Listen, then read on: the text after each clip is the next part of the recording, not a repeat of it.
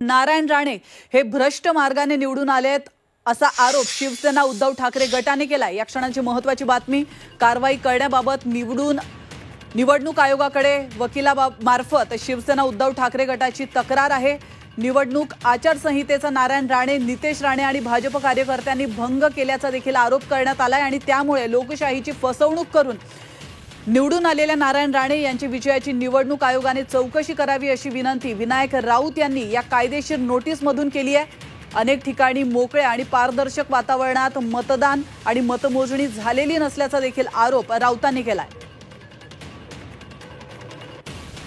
तर याविषयी अधिक माहिती देण्यासाठी आपले प्रतिनिधी कृष्णात पाटील फोन लाईनवरून आपल्यासोबत जोडले गेलेले आहेत। तर कृष्णात, अतिशय महत्त्वाची बातमी, नारायण राणे भ्रष्ट मार्गाने निवडून आलेत असा आरोप शिवसेना उद्धव ठाकरे गटाने केलेला आहे। नेमकी काय अधिक माहिती मिळते?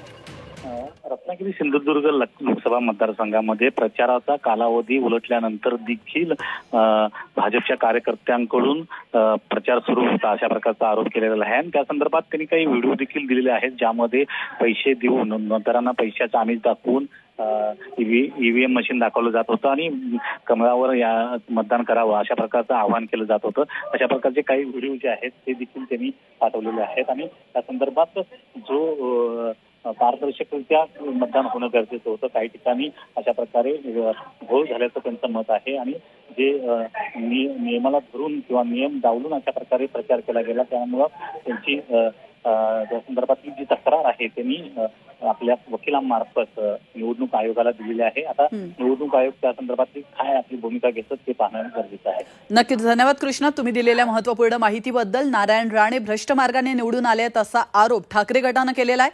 तर कारवाई करण्याबाबत निवडणूक आयोगाकडे वकिलामार्फत शिवसेना उद्धव ठाकरे गटाने तक्रार देखील केली आणि यावर आता निवडणूक आयोग काय पाऊल उचलतंय हे पाहणं नक्कीच महत्त्वाचं असणार।